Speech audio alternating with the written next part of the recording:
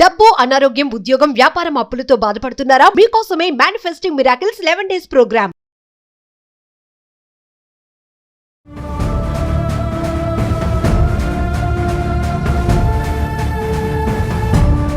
నమస్తే, welcome to Suman TV.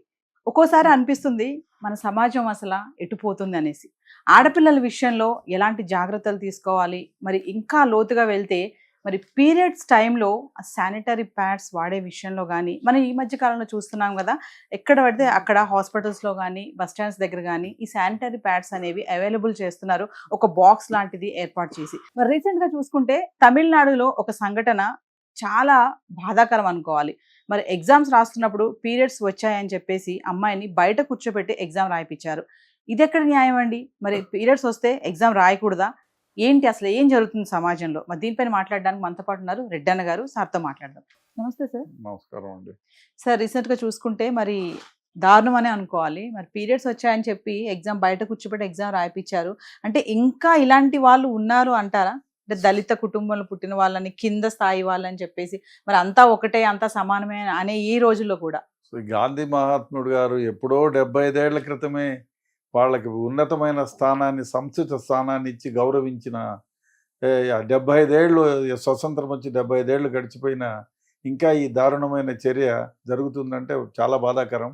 Especially తమిళనాడులోని కోయంబత్తూరులో ఒక చిన్నారి పాపం అభంసోయం తెలియని అమ్మాయి, 8th క్లాస్ చిన్నపిల్ల, 11 ఏళ్ళు ఉంటాయి, 8th క్లాస్. ఆ అమ్మాయి మంత్లీ వచ్చిందని చెప్తే దాన్ని స్కూల్ బయట, అంటే క్లాస్ బయట మెట్ల పైన కూర్చోబెట్టి final exams, 8th class final exams science subject రాయిపించడం చాలా దారుణమైన విషయం. అది ఆ పిల్ల, అమ్మాయి తల్లికి పోయి చెప్తే అమ్మాయి, ఆమె బాధ అనిపించింది. ఏంటి స్వతంత్రం వచ్చి 75 ఏళ్ళైనా ఇంకా మేము దళితులని బయటకు తోసి, అంటే ఈ ఏమిటి తారతమ్యం అని చెప్పి బాధ వల్ల ఆమె ప్రిన్సిపల్ దగ్గరికి వెళ్ళింది. అదే తర్వాత విద్యాశాఖ ఉన్నతాధికారులకు కూడా వీడియో తీసి ఆ వీడియో కూడా పెట్టింది.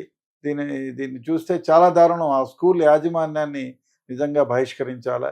ఇటువంటి చర్యలు కైకొన్న వాళ్ళ ఎవరైనా కానివ్వండి, వాళ్ళపైన ఎఫ్ఐఆర్లు కట్టాలా, వాళ్ళని అరెస్ట్ చేయాలా. సభ్య సమాజంలో ఇటువంటి దుశ్చర్య చేసిన వాళ్ళు ఎంతటి వాళ్ళైనా, ఏ స్టేజ్లో ఉన్న వాళ్ళైనా వాళ్లకు కఠిన శిక్ష పడేటట్టు చేయాలి. ఇది ఒక గుర్తింపుగా ఉండాలి. సో ఈ విధంగా ఎవరి పట్లైనా అమానుషంగా ప్రవర్తిస్తే వాళ్ళపైన కఠిన చర్యలు ఉంటాయి. అసలు సభ్య సమాజం ఎక్కడ పోతుంది? ఎక్కడుంది కులము? ఎక్కడుంది? అది ఎక్కడో మన ధర్మం ప్రకారం ఎప్పుడో జరిగింది, అయిపోయింది.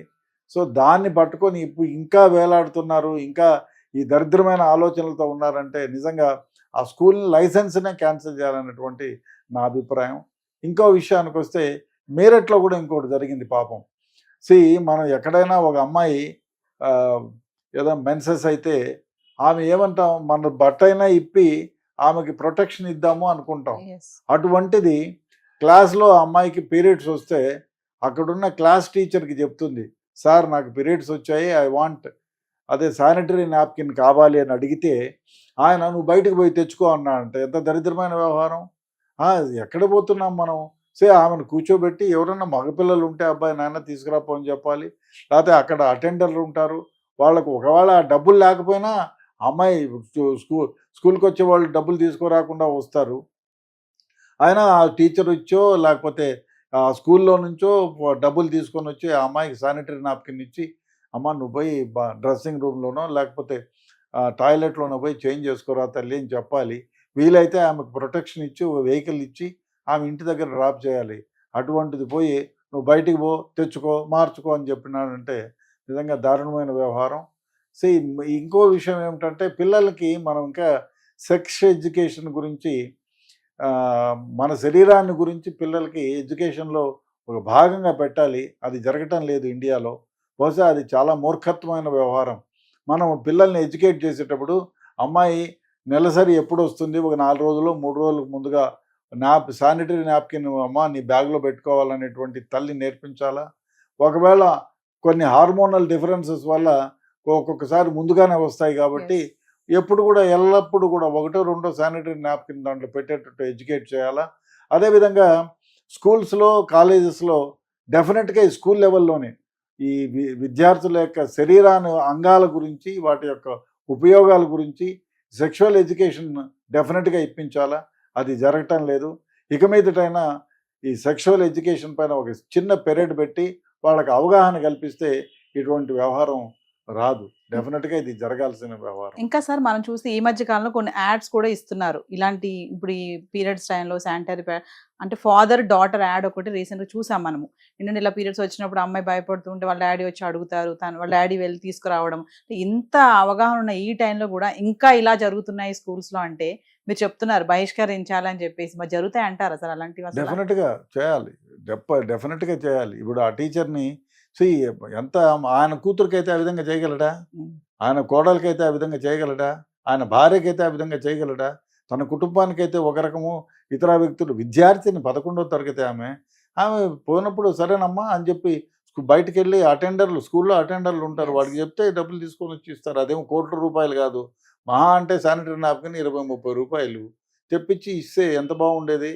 ఆడిపోయి బయటికి వెళ్ళి మీరు తెచ్చుకోపో అంటే ఆమె వెళ్ళగలదా? ఏమనుకుంటారు? సభ్య సమాజం ఏమైపోతుంది? నాకు అర్థం కాకుండా ఉంది. అసలు మానవీయ కోణము నశించిపోతా ఉందా అని, మనుషుల్లో మానవీయత నశించిపోతుందా అని అనిపిస్తుంది నాకు. డెఫినెట్గా ఇటువంటి వాళ్ళు ఎవరైనా కానీ వీళ్ళపైన చర్యలు తీసుకోవాల్సిందే. ఆ కోయంబత్తూరు వ్యవహారం కానీ, ఈ మీరట్ వ్యవహారం కానీ డెఫినెట్గా మనం చర్చించాలి. అదేవిధంగా స్కూళ్ళల్లో డెఫినెట్గా ఒక సెక్స్ ఎడ్యుకేషన్ ఇదే ఉండాలి. అదే కాకుండా ఇటువంటి వ్యవహారాల్లో స్కూళ్ళల్లో, ప్రతి స్కూళ్ళల్లో ఎక్కడైతే ఆడపిల్లలు చదువుకుంటారో ఆ హెడ్ మిస్టర్స్, హెడ్ మాస్టర్స్ ఎవరన్నా ఉండనండి, వాళ్ళ దగ్గర all sizes of sanitary napkins ఉండి తీరాల. ఎస్, ఎక్కడైతే ఫస్ట్ ఎయిడ్ కిట్ పెట్టుకుంటామో అలాగే ఒక శానిటరీ నాప్కిన్ కిట్ కూడా ఒకటి ఉండాలా. ఎవరికైనా ఎమర్జెన్సీలో టీచర్లకు రావచ్చు, స్టూడెంట్స్కు రావచ్చు. కాబట్టి ఒక కిట్, ఎమర్జెన్సీ కిట్ లాగా అది వాళ్ళు 100,000 ఫీజులు వసూలు చేస్తారు. దాంట్లో ఒక కిట్ ఏమవుతుందండి? డెఫినెట్గా ఇది కూడా ఎవరైతే స్కూళ్ళల్లో ఉందో ఫస్ట్ ఎయిడ్ బాక్స్ లాగా ఎక్కడ పెడతారో, అదేవిధంగా అమ్మాయిలు ఏ స్కూళ్ళల్లో చదువుతారో అక్కడ డెఫినెట్గా ఈ శానిటరీ నాప్కిన్ సెట్ ఒకటి ఉండాలనేది. వాళ్ళు ఎగ్జామినేషన్కి వచ్చినప్పుడు వీళ్ళు స్కూలు సరిగా నడుస్తుందా లేదా సర్టిఫికేషన్ ఇచ్చేవాళ్ళు డెఫినెట్గా ఇది కూడా ఒక పాయింట్ కింద పెట్టాలని నా ఆలోచన. ఇంకోటి సార్, ఇదంతా ఒక ఎత్తు అనుకుంటే ఇప్పుడు అమ్మాయిని బయట కూర్చోబెట్టి పరీక్ష రాయించారు చూసారా, అమ్మాయి యొక్క మెంటల్గా కూడా తను చాలా డిస్టర్బ్ అవుతుంది కదా. డెఫినెట్గా మెంటల్గానే కాదు, ఇప్పుడు సమాజంలో నేను ఇంత తక్కువ స్థాయికి చెందిద్దా అని ఎంత ఫీల్ అవుతుంది ఆమె? చాలా తప్పు. డెఫినెట్గా ఈ కోయంబత్తూరు కేసులో మాత్రం డెఫినెట్గా వాళ్ళపైన ఎఫ్ఐఆర్ కట్టాలా. అన్టచబిలిటీ యాక్ట్ కింద ఎఫ్ఐఆర్ కట్టి వాళ్ళని ప్రాసిక్యూట్ చేయాలి. Thank you sir. ஏன் இங்கே உட்காந்து எக்ஸாம் எழுதிட்டுருக்கா?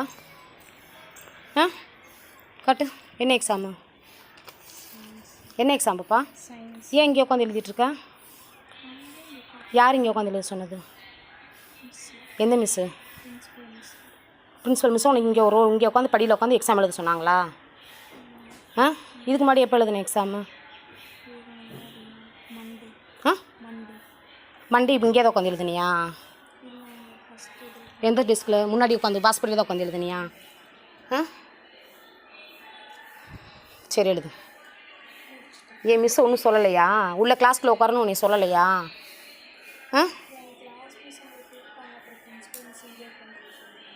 புரியல. கிளாஸ் மிஸ் இங்கே கூப்பிட்டாங்க வர சொல்லி, அதுக்கப்புறம் பிரின்சிபல் மிஸ் இங்கேயே உட்காந்து சொல்லிட்டாங்க. பிரின்சிபல் மிஸ் உன்னை இங்கேயே உட்காந்து எழுத சொல்லிட்டாங்களா?